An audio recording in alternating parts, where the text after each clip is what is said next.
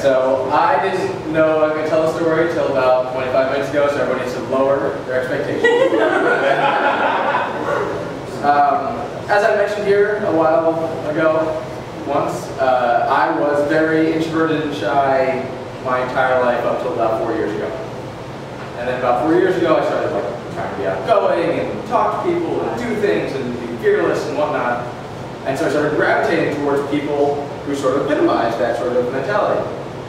And two of those people who very strongly were that were Doug and Hannah. Doug and Hannah are dating each other.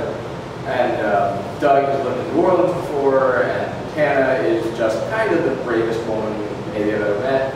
And they tell me about 6 months after I decided to be, adventurous and strong and courageous and enthusiastic, that they're going to go to New Orleans, and I should come with them for Mardi Gras for, 8, 9 days, something like that. Their friends are going to come, all these people are going to come, and it's going to be a good time. So I'm thinking about it, and I don't trust Doug. On almost no level do I trust Doug. Doug is looking for out for himself, trying to have a good time, which is respectful. He can have a good time, but he'll do it at anyone else's expense as far as I'm concerned this time. So I think he'll get me down there. I think if we're together, he'll take care of me. But if I don't have an address, I'm not going. Because if I get to New Orleans and I try and call him and he doesn't pick up his phone, I'm just in New Orleans. And so I'm talking to him like, yes, I'll go. Send me an address. When I get the address, I'll go. Flying is now out of the question because I'm not going until I get an address, and the thing is like 2 days away. And Hannah tells me, we're going down tomorrow, you should come. Like, give me an address. She says, we're going to give you an address, but there's one rule. When I drink, you drink. New Orleans, it's Mardi Gras. This isn't, it's what you do. So it's coming up. I know they're down there already. I'm waiting. I'm sending Doug a text. Where are we going? Where? Because I figure if I show up to a house, at least then I'll have it in my sights and he'll have to take care of me. Whatever we're doing. He sends me a text that says, oh my God, it's amazing down here. Come to whatever, Conti Street. We're grilling out, whatever, come down. Throw my stuff in my car, leave the next morning. A day and a half later, I'm in New Orleans. Find the house. He's in the backyard. I take a shower. He throws these fresh Gulf shrimp on the barbecue grill. Me and Simeon and Christina and his other friends they invited down are all like burning our fingers, peeling the skin or the shell off the shrimp, eating them fresh. We go out that night to see Rebirth Brass Band. Anyone heard of Rebirth Brass Band? If anyone's seen the show Treme on HBO, they did a theme song. They're also some very big, very well-known, not like Katy Perry well-known, but like as far as bands that aren't well-known, they're really good. And they're horns and saxophones and trumpets and tubas and things. It's amazing. We go, and I'm like, it's probably lying to me. This probably isn't. But we go, and it's a $12 cover. It's amazing. The place is about as big as this room, maybe 20 feet longer. Go out to another place. Doug's like, oh, I'm like, it's New Orleans, it's Mardi Gras, we're going to go to Bourbon Street. Doug's like, forget about Bourbon Street. Bourbon Street sucks. We're going to Frenchman Street. It's where the live music is. So I'm like, all right, we're all going this way. There's 8 of us down there. We're going this way. We go to a place called the Black Cat. I stopped remembering everything after the Black Cat. We get back, and I am drinking a passport because that's the closest, because I try to drink water when I'm trying to recover from a hangover ahead of time. That's the closest thing I can get to it at the moment. So I'm drinking the patch, I finish the patch and start filling it with water inside the house. My third can full of water. Doug notices that I'm still drinking out of this weird can, and he's like, let me see that can. He smells like can. He says, water? I'm like, yeah. He's like, get a fucking beer. I go back inside and I fall asleep.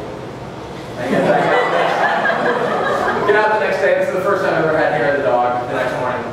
And Doug's like, you remember last night? I'm like, yeah, all of it. He's like, yeah, you threw up outside the Black Cat. I was like, no, I didn't. He's like, yeah, you did. And I did, in fact, throw up outside the Black Cat, I remember. A couple days later, we're out, we go to the burlesque show, and the Hannah meets Steve Zahn, who's also in Treme. She's very, very, very excited about meeting Steve Zahn. Every time you ask her about it, she says, I met Steve Zahn. I've never seen Doug drunk. I've seen Doug drink, and I've seen Doug drink a great, great deal, but I've never seen him drunk. The second to last day down there, we go to a wine bar. Wine and cheese, it's an awesome little place, it's a little cave, you cut your own stuff, and they get sent it out to you with a plate, baguette. And all we're drinking is bottle after bottle of wine. I give my keys to Hannah because I'm not risking that.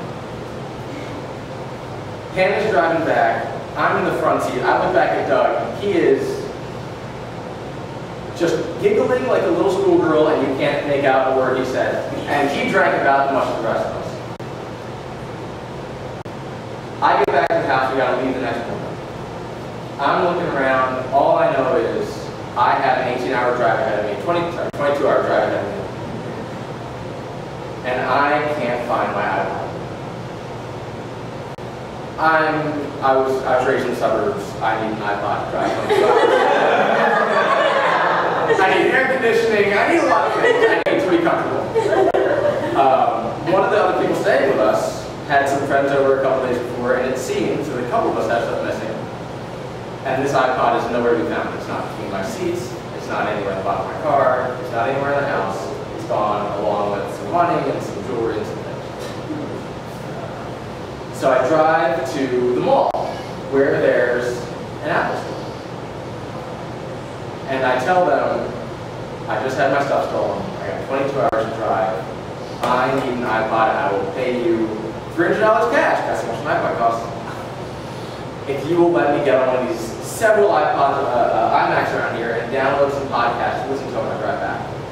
And they say we can't do that. I said, $300 cash. So we can't do that. And I'm like, well, I can't buy an iPod. I don't need an iPod. Like, you know what? I'll tell you what. You buy the iPod Touch, you can probably use the mall's Wi-Fi to get podcasts, download them, to download that. So I do that. I am going to download several hours of podcasts. Get back in the car, plug it in. The first thing I do is I never listen to podcasts right away. I listen to music. And I've had a wonderful time in New Orleans. Everything went swimmingly, more or less. And I'm driving back and I'm getting onto the on-ramp and I'm searching through the stations, down in the one stations. The first song that comes on is Moment for Life by Nicki Minaj. And now every time I hear that song, I think of an amazing 8 days I had, took a risk that I wouldn't know.